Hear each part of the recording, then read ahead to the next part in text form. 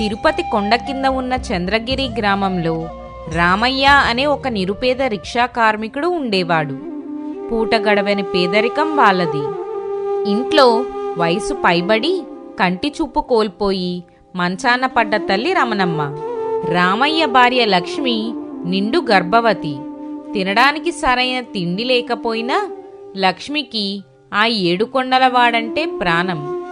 ఆ ఇంటి ఏకైక ఆశాకిరణం ఆ వెంకన్నపై లక్ష్మికి ఉన్న అపారమైన భక్తి మాత్రమే.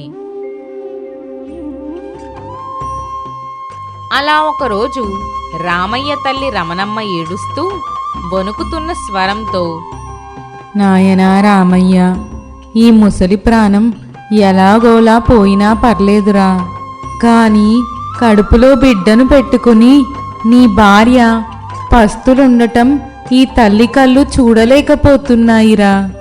ఆ గర్భవతి ఆకలితో నీరసించిపోతుంటే నా కడుపు తరుక్కుపోతుందిరా నాయనా. రామయ్య నిస్సహాయంగా కన్నీళ్లు తుడుచుకుంటూ, ఏం చేయనమ్మా, కాళ్ళు అరిగేలా రిక్షా లాగినా ఒక్క కాసు కూడా పుట్టట్లేదమ్మా. ఆ ఏడుకొండలవాడు మనల్ని ఎందుకు ఇంతలా ఆకలి మంటల్లో కాలుస్తున్నాడో నాకైతే అర్థం కావడం లేదమ్మా. వీరి మాటలు వింటూ అక్కడే ఉన్న లక్ష్మి కడుపు నిమురుకుంటూ తన భర్తకు ధైర్యం చెప్తూ ఇలా అంటుంది. ఏవండి, అలా అనకండి. ఆ స్వామి దయ ఉంటే మన కన్నీళ్లు కూడా అమృతమవుతాయి. మనం పస్తులున్నా సరే నా కడుపులో ఉన్న బిడ్డకు ఆ గోవిందుడి నామమే కడుపు నింపుతోంది.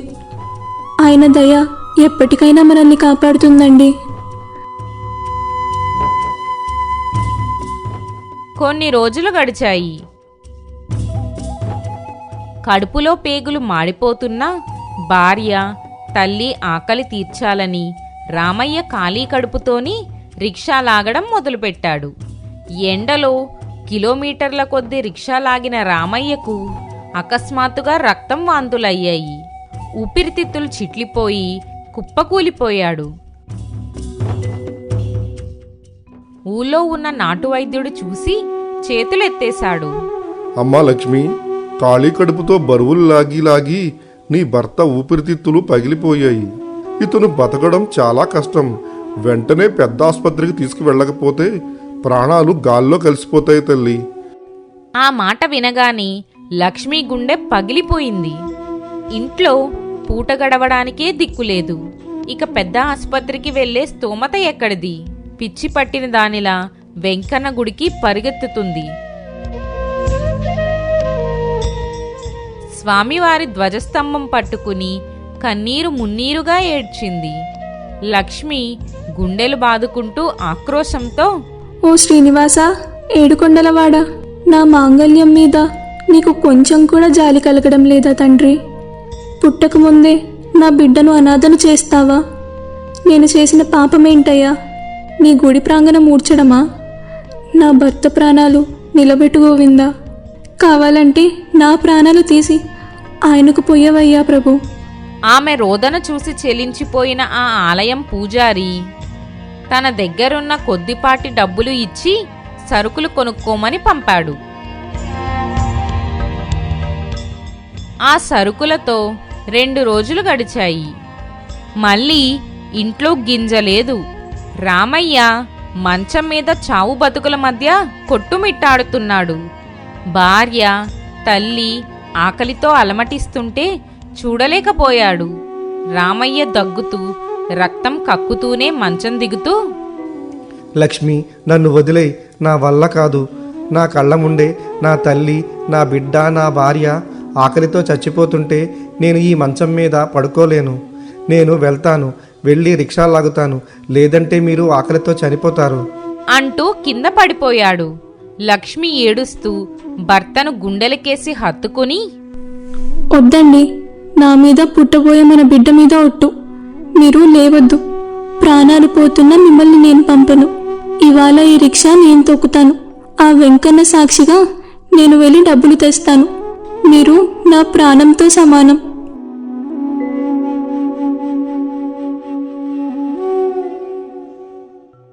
కుటుంబం ఆకలి తీర్చడానికి నవమాసాలు నిండిన నిండు గర్భవతి అయిన లక్ష్మి రిక్షా పట్టుకుని బస్టాండుకు వెళ్ళింది. వణుకుతున్న కాళ్లతో, నీరసంతో కూడిన గొంతుతో ప్రయాణికుల్ని పిలిచింది. కాని ఆమె స్థితి చూసి ఏ ఒక్కరూ ఆ రిక్షా ఎక్కలేదు. అయ్యో తల్లి, కడుపుతో ఉన్న ఆడదానివి, నిన్ను రిక్షా లాగించి అందులో మేం కూర్చుంటే ఆ దేవుడు కూడా మమ్మల్ని క్షమించడు. మాకు మహాపాపం చుట్టుకుంటుంది, మేము రాలేము. లక్ష్మి కన్నీళ్లు కారుస్తూ ఆకాశం వైపు చూస్తూ, వెంకన్న, ఇదెక్కడి ఘోరమైన పరీక్ష తండ్రి. పని చేసి నా కుటుంబాన్ని పోషించుకుంటానన్నా ఎవ్వరూ రాని రాత రాసావా? నా భర్త ప్రాణాలు గాల్లో దీపంలా ఉన్నాయి.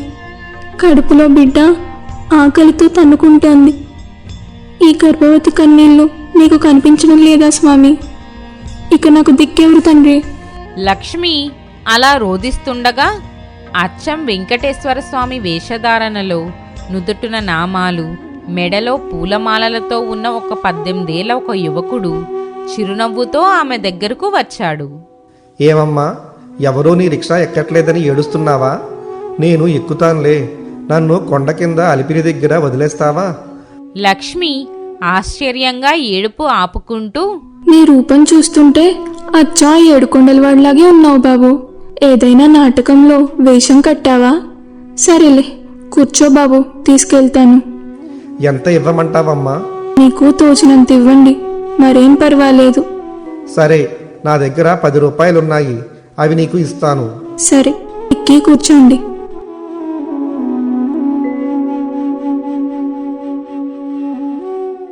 లక్ష్మి రిక్షా లాగడం మొదలుపెట్టింది. కాని ఆకలితో పేగులు మాడిపోతున్నాయి. కడుపులో ఉన్న బిడ్డ భారం, అప్పటికే ఉన్న నీరసం కొద్ది దూరం వెళ్ళగానే ఆమె కళ్ళు తేలేసింది. రిక్షా హ్యాండిల్ పట్టుకుని అలాగే కుప్పకూలిపోయింది. కింద పడిపోబోతున్న లక్ష్మిని ఆ యువకుడు వెంటనే రిక్షా దిగి తన చేతుల్లోకి తీసుకున్నాడు. అమ్మా లక్ష్మి, లేవమ్మా. ఆ యువకుడు స్పృహ తప్పిన లక్ష్మిని జాగ్రత్తగా రిక్షాలో పడుకోబెట్టాడు. తానెవరో కాదు, సాక్షాత్తు ఆ అఖిలాండ కోటి బ్రహ్మాండ నాయకుడు, ఆ వైకుంఠనాథుడు తన భక్తురాలి కోసం స్వయంగా తానే రిక్షా పట్టుకున్నాడు. తన భక్తురాల్ని రిక్షాలో కూర్చోపెట్టి ఏడుకొండలవాడు చెమటోడ్చి ఆ రిక్షాను ఆమె గుడిసె వరకు లాక్కుంటూ వెళ్ళాడు. రిక్షా ఇంటికి చేరుకోగాని ఆ పూరి గుడిసె ఒక్కసారిగా కోటి సూర్యుల కాంతితో, దివ్యమైన వెలుగులతో నిండిపోయింది. ఆ వెలుగులు సోకగానే మంచం మీద చావు బతుకుల్లో ఉన్న రామయ్య సంపూర్ణ ఆరోగ్యవంతుడై లేచి కూర్చున్నాడు. వృద్ధురాలైన రమణమ్మకు కంటి చూపు తిరిగి వచ్చింది. లక్ష్మికి స్పృహ వచ్చి కళ్ళు తెరిచింది.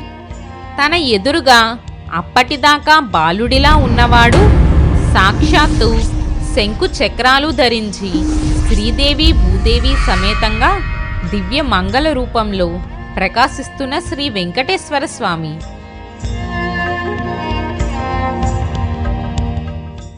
లక్ష్మీ కన్నీళ్లు కట్టలు తెంచుకోగా స్వామివారి పాదాలపై పడిపోయి, గోవిందా, ఎంత పని చేశావయ్యా!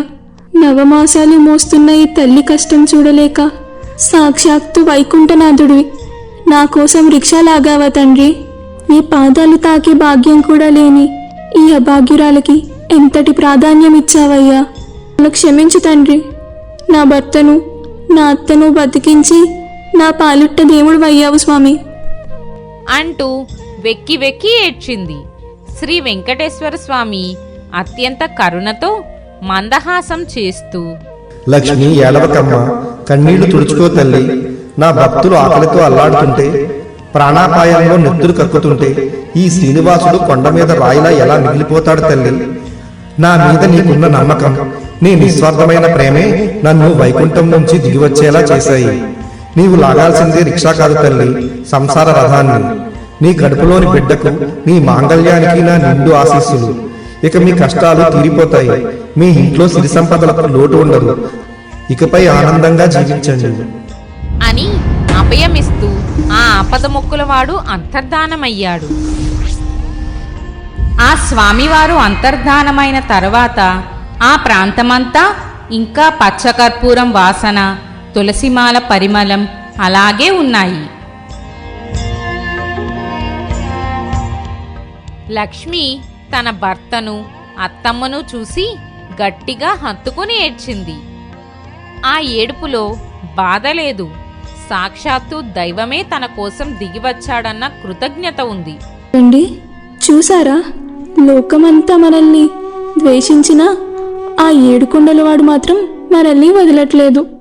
గర్భవతినైన నా కోసం ఆ వైకుంఠనాథుడు తన సుకుమారమైన చేతులతో మన రిక్షా తొక్కాడంటే మనం ఎంతటి అదృష్టవంతులమండి.